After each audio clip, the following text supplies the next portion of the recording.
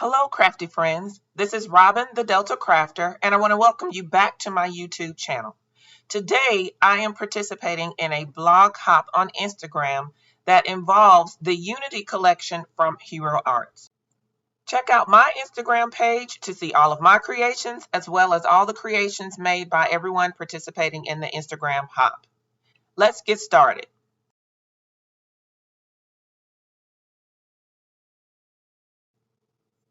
For today's card, I'm going to be making a resist background with one of the latest additions to the Unity collection.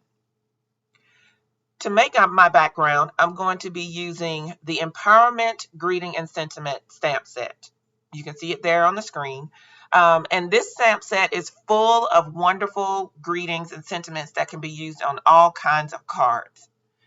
The second addition to the Unity collection is the Flower Power sentiment. Check out my Instagram feed for a card that I made using this stamp set. There are a couple of stamp sets that were previously released in the Unity collection. This one is called Kids United. I did use this stamp set as well on a couple of cards. Another stamp set is the Unity Power to the People stamp set. And you can see there are all kinds of great sentiments that can be stamped inside the hands and the posters that the hands are holding.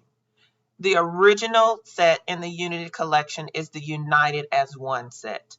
I believe that this collection is just over a year old, so they are still available on the Hero Arts website, and I'll leave a link below so that you can go and pick up yours.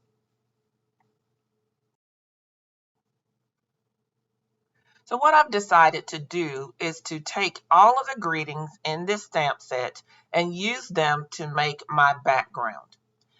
There wasn't just one greeting that I could pick out that I felt I wanted to use on this card. So because they were all so great, I decided to use all of them.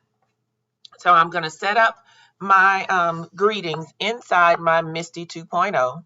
I'm going to line them up and attach them to my door, and then I'm going to place my cardstock panel in my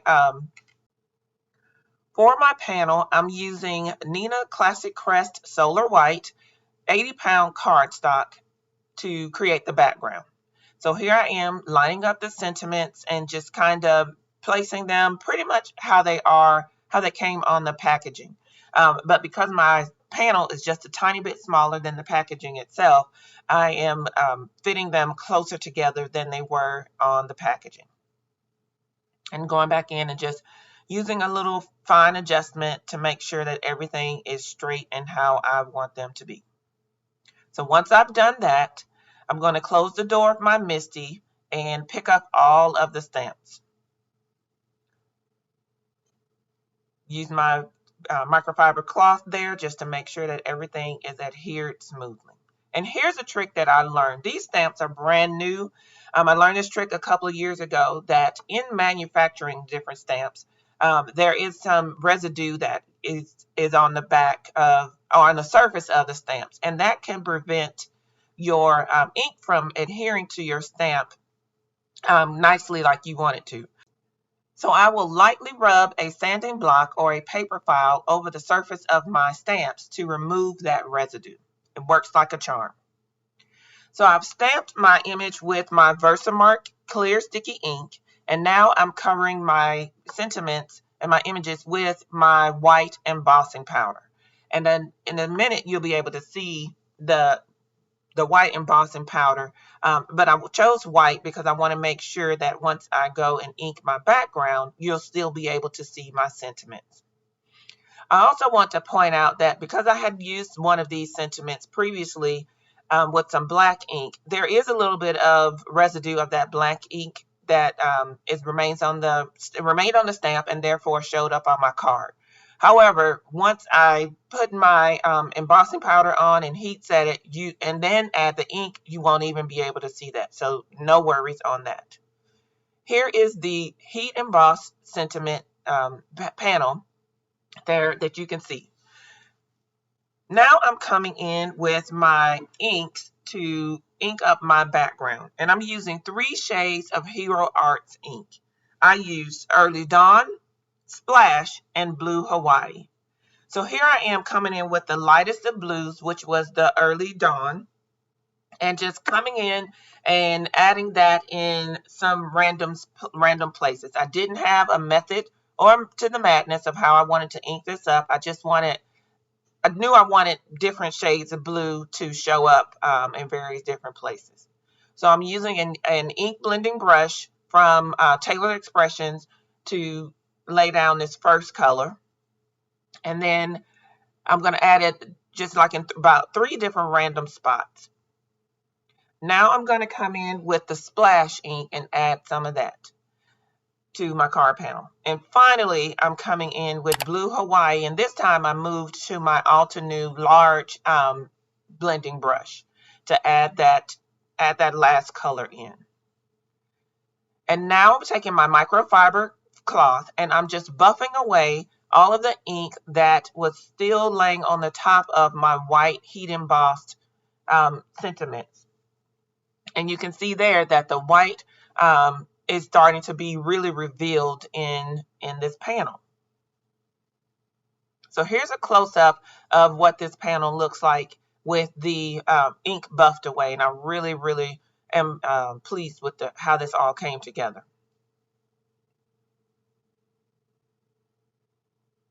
So off camera, I heat embossed and used alcohol ink markers to color in the little girls. And I just love the way that they came together. I am no pro at alcohol markers by a far stretch. I'm still very, very much a novice. But I do have to say I'm very pleased with the way these two cute little girls came together. So now I'm going to adhere my panel to my card base. For the card base, I am using 120 pound opaque white cardstock from Accent. I will leave a link to this cardstock as well as the Neenah Classic Crest cardstock that I use in the description below, and you'll also be able to find them linked on my blog. So I'm just adding some adhesive to the back. This panel, because of the size of the sentiments and everything, I did not cut it down. So it's going to cover the entire surface of my A2 card panel, which is 4 1/4 by 5 1/2. So there we have it, have the panel secured. And there is just a tiny bit of white that shows on the right hand side, but I'm going to take it to my paper trimmer, and trim that down to make sure that everything is flush. To add the little girls to my card, I wanted them to be popped up a little bit, so I'm using some foam tape to pop them up. This is the foam adhesive that I've found at Dollar Tree. I've talked about this before in my videos. I will link that previous video review down in the description. But so far, I really am pleased with it. It comes in 3 different sizes, so I used the largest size. Sorry about my head right there, guys. I used the largest size for the majority of the panel. Then I switched to the medium size so that it can get into my smaller areas where the little girl's feet are. Because I wanted to make sure that the little girls were covered as well as possible with the foam adhesive. So once I remove the backing from the foam adhesive that I'm doing right here, I'm going to take my tweezers to be able to place the little girls onto my card. I really like using tweezers when I'm trying to put my in a sentiment down, an image, or anything like that, because it allows me to be able to see exactly where I'm going, and without my hands being in the way and obstructing my view. So I'm able to see exactly where these cute little girls are gonna go on the front of the card, and I can place them down. Once I get them exactly where I want to, I can remove the tweezers and just press the card down.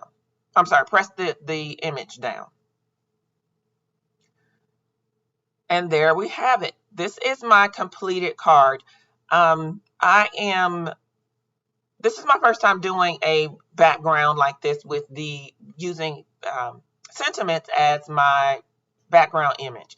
And I really, really like it, especially because of all the things that these sentiments are saying and implying about these beautiful little girls that are on this card. So I think I'll be using this more often in the near future.